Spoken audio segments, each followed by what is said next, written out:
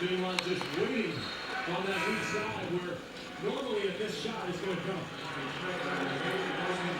North Carolina struggling early on in the season. Started 0-2 in the ACC. Eventually went to the smaller lineup and turned things around. They finished the season as one of the hotter teams in the nation, winning 9 of the last 5.